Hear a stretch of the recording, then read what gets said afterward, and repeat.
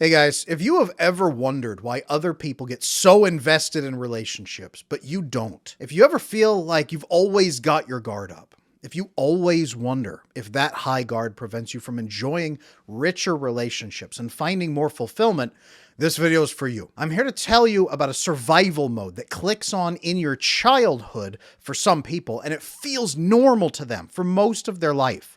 But what happens is it prevents you from experiencing the fullness of really authentic, trusting, connected relationships. Okay? This survival mode is something called avoidant attachment style. I'm going to explain exactly what that means for you. I'm Adam Lane Smith, the attachment specialist. I've got 15 years of training and experience in psychology and relationships. Got my master's degree in psychology. I went on to become a licensed marriage and family therapist before retiring to specialize into attachment. Again, that survival mode that clicks on. This is not about diagnosing you. It's not about labeling you. It's not about telling people there's something wrong with them. The goal here today is to show you if you feel that something's been missing in your relationships, it probably is. If you've heard about avoidant attachment style before, I'm sorry, because it was probably in a very negative context. People love to demonize avoidant attachment style because they don't understand at its core where it's coming from. And they take it very personally. A lot of the material you'll see online is from anxiously attached people who've been wounded and betrayed and hurt and angry, and now they're lashing out at avoidant people by commiserating with other anxiously attached people. This video, instead, is going to show you if you happen to have avoidant attachment style, and if you do, what you've been missing. I'll also show you how to build true contentment for yourself in your life and in your relationships. And that's going to help you maintain firm boundaries against anybody who would try to imprison you with unfair expectations. The goal here is not to get you to just flop open all your heart and your feelings and share everything and then get used and hurt. That is the opposite of what I'm going to teach you today, okay? What I'm going to show you is how to find fulfillment with the right people in your life if you have this survival mode clicked on and maybe don't know it yet. So let's get right into it. The number one thing I want you to know is that avoidant attachment style feels completely normal to the people who experience it. Now, why is that? It's because in childhood, people with avoidant attachment style, they may have had parents who were overly angry and yelled at each other all the time. Maybe your parents were gone. Maybe you were just left alone all the time, right? We used to call these latchkey kids. You would come home endlessly alone, parents who worked, parents who were always stressed. Maybe you just never experienced proper bonding in your childhood, and somehow you learned that you need to stay away from other people. You're confused by other people. You avoid other people. Avoidant attachment style is a biochemical signature in the brain. It's low oxytocin, so that you feel more mechanical in your approach with other people, more tactical. Low oxytocin leads into low GABA, gamma-aminobutyric acid, which in turn creates higher cortisol levels in your brain, so you're going to be more stressed out. It's your brain's way of saying, I am alone. Nobody is going to help me. There's nobody that supports me. Nobody cares how I feel. And if I share my feelings or thoughts, people will use it against me or resent me. So I will stay closed and just live my life alone. You might be hearing this saying, well, yeah, Adam, that's practical life. That just is how it is. And that's what I usually hear from people with avoidant attachment style. They hate to be labeled. They hate to be diagnosed.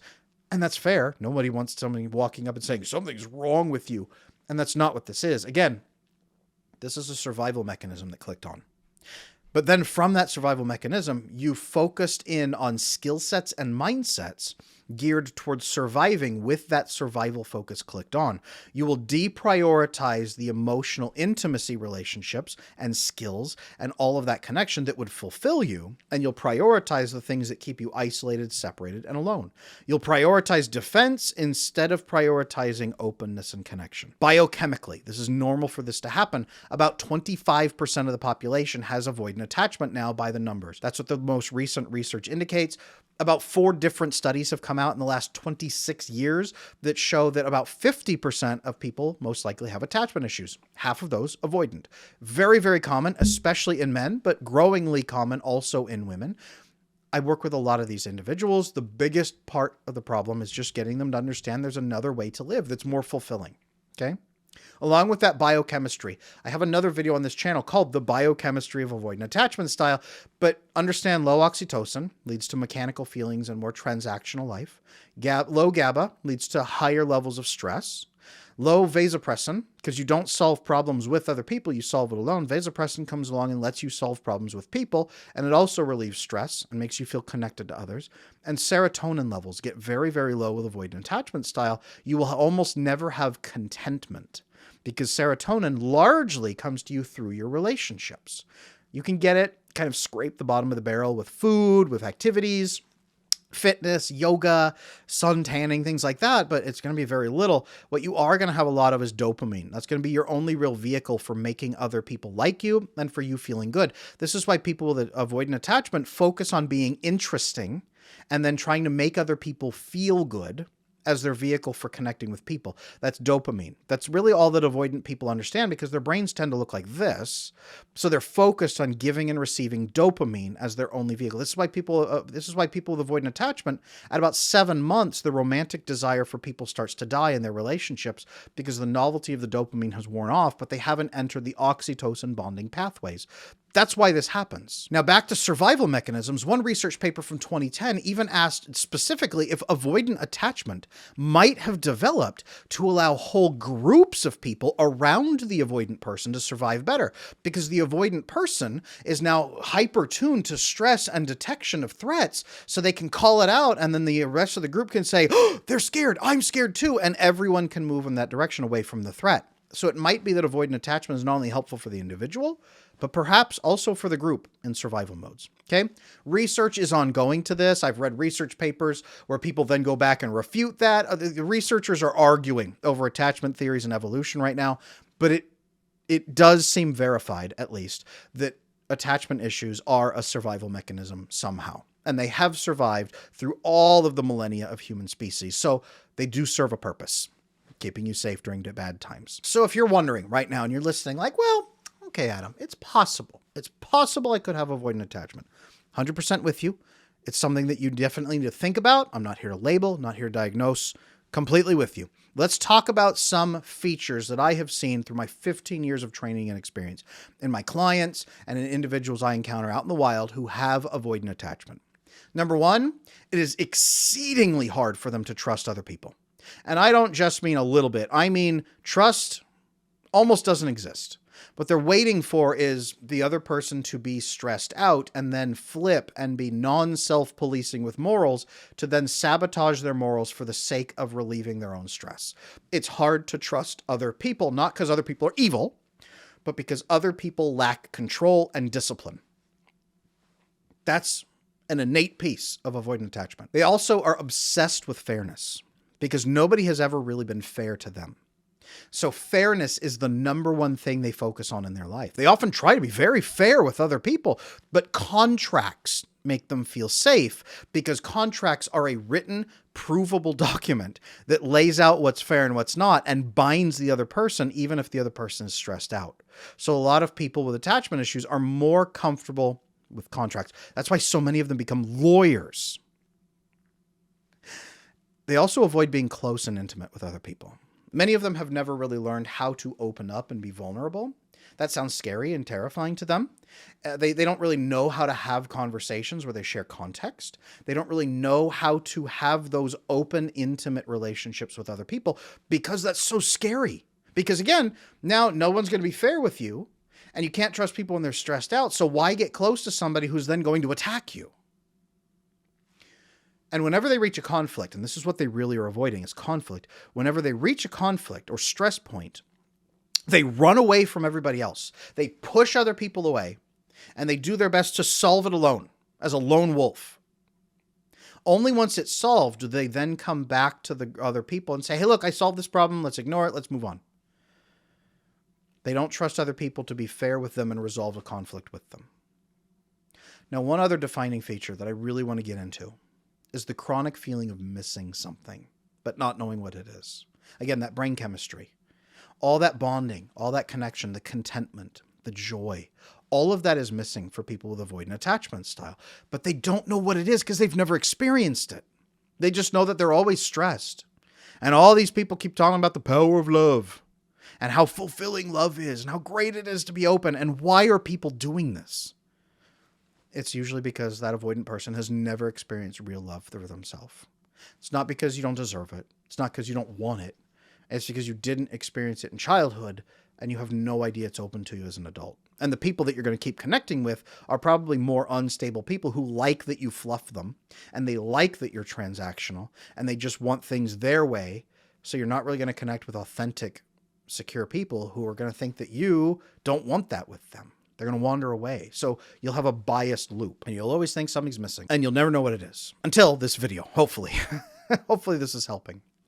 Now keep in mind also that there are two main types of avoidant that you need to know about. There's what I call, that no one talks about, the nervous type or the ethical avoidant type. Okay, not anxious type. Anxious avoidant is something else. Nervous avoidant, ethical avoidant. Okay, ethical, nervous avoidant people do not hurt other people. They try to keep other people at arm's length. They don't hurt anyone. They try to be fair. They just don't want to get hurt themselves. These are people, I have people all the time. They come in their 40s and their 50s, sometimes in their 60s. The oldest one was 78. And they never really had authentic, loving relationships. And they don't know what that's like. But they've just kept everybody out. They've never hurt anybody, really. They just try to keep people away.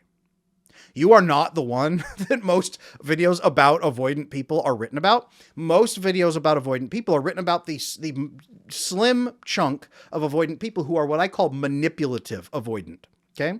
The original term was dismissive avoidant, where they dismiss your feelings, but it's very, very manipulative. As you slide down that spectrum of avoidant behaviors, narcissistic behaviors go off over this way before personality disorders way over here. But narcissistic, hurtful, manipulative, controlling traits. These are avoidant people who actively think other people are evil and that you can justify anything you're about to do because other people would do worse to you if they got the chance. When these people become stressed, they become worse than the other people that they are afraid of. That's who most avoidant people are. The material that is written about is those people. And when you see material online, if you go Google avoidant attachment right now, that's what you're going to see. And you're never going to want to hear about avoidant attachment ever again because you'll feel like you've been demonized. Okay? Keep in mind, very different types of avoidant people. And everybody who's watching this, who is not avoidant, please, please keep in mind the two different types of avoidant people. Okay? Absolutely crucial that you keep that in your head. So if you've reached this point and you have avoidant attachment, what does it mean for you? None of this means something's wrong with you. Okay? It means that you probably are missing the majority of your joy and your fulfillment in your relationships. Your brain chemistry could be off, as we talked about it. You're in constant lone wolf mode. Your job, probably you're thinking about it right now, is probably built to avoid conflict with other people, or at least to stay solitary and alone and work on your own, or maintain control, or prioritize money. Most avoidant people, they only trust resources. They don't trust other people. They're not greedy. They just don't trust people. They trust hard currency. I have plenty of male clients who come into my coaching practice in the middle of a midlife crisis because with avoidant attachment, they're 40, 50, and they've made a fortune, but they're very alone. I have a lot of executive coaching clients who come in and on the outside, their life looks phenomenal. They're CEOs of million-dollar companies, multi-million-dollar companies, huge startups, global corporations even. And they're miserable when they go home because their life just feels so empty. Or they've rushed into a marriage with somebody who's now really hurtful and damaging. Or their kids won't speak to them. I have this all the time, guys. This video is not to scare you. And it's really not to guilt you, I swear. All of this is your choice. I just want to give you this information. I want to provide this for you, for anybody out there who is seeking something more, who's seeking fullness in your relationships, right? People out there who have always suspected that there's more, but they didn't know how to access it. For those avoidant men out there who are seeking to be truly happy, and for the few, maybe avoidant women who are watching this channel too. No one ever talks about you, but hi, I see you. Here, in a moment, I'm going to lay out the pathway that I have seen work for my avoidant clients to find real joy in their life. Okay? The pathway to happiness comes from three things: knowledge, skills, and experiences. Okay? Knowledge, awareness of attachment theory. Some of the things that I laid out here today, but in depth. The knowledge of avoidant attachment and how it impacts you. And then the understanding that there's alternate ways of living that aren't just throwing your cares to the wind and just getting hurt. It's deeper connections with the right people that fulfill you. Awareness of brain chemicals. I've got tons of videos here about that. And awareness of your fears and how your fears are maybe holding you back. Knowledge helps. 50% of the battle with avoidant attachment is getting someone to the place where they actually believe that avoidant attachment is real and isn't just normal. That avoidant attachment is a survival switch that's been clicked on. If you can get to that place, that's about half the work. Okay? The next step is skills, learning skills, conflict resolution skills, clear, direct with the other person conflict resolution skills. You might have some of these that you've picked up for your business or your career, but you don't use them in your personal life. Direct communication skills, being able to clearly say, hey, this is what I need. Can we do this? Hey, here's a thought that I had. What about this? Hey, you are doing this. That's kind of hurtful, but I love you. I would love to fix that. How can we help? Right? Clear, direct communication. Clear expectations. This is what I need from you. If you do this, this is what I'll give. Not transactionally necessarily, but from a place of love. Clear expectations so that maybe the anxiously attached people in your life who are really insecure, they know what you expect and what you need from them. That's helpful. Also asking for space. One of the hardest things for avoidant people. One of the hardest things because they're used to people taking it personally, right? But being able to say, hey, I'm going to be totally heads up with you. Totally on the table. I had a long week. I'm exhausted. I've been around human beings. It's stressful. You are a good human being, but I do not have the capacity right now to deal with human beings. I really need a night to myself or 12 hours to myself or just 24 hours to decompress and be away from humans. I need to not speak. I need to take a vow of silence for 24 hours. I really need this. And if you can give this to me, I'd be very much appreciative. Can you do this for me? Being able to do that and have the other person say, yeah, no problem. If you need, after 24 hours, if you need more silence, just hold up this red card and I'll know what it means and we'll do another 24 hours. Being able to articulate that though, that's a skill. And the mindset of running your relationships, probably the way that you would run a business. A lot of avoidant attachment people are very successful in business and terrible in their personal life. Switching that, I help my clients switch that in their brain. Use these skills here, and here's how to generalize them. Here's how to apply them. Here's how to do them in a way that's not going to be hurtful. Enormously important. Second part, skills. Third part, then, is experiences. Okay? There's something called systematic desensitization. It comes from cognitive behavioral therapy. Systematic desensitization means doing something over and over that your brain thinks is scary until your brain is no longer scared. That can only happen through experiences with other people, in this case. The fear is relationships and connections and conflicts and people when they're stressed. Desensitizing to that is very important. That brain chemical improvement, that comes about through those experiences. You connect with somebody else and you receive that love and acceptance as they prove themselves worthy of your trust. Your oxytocin goes up, your GABA goes up, your vasopressin goes up, your serotonin goes up, your reliance on dopamine goes down.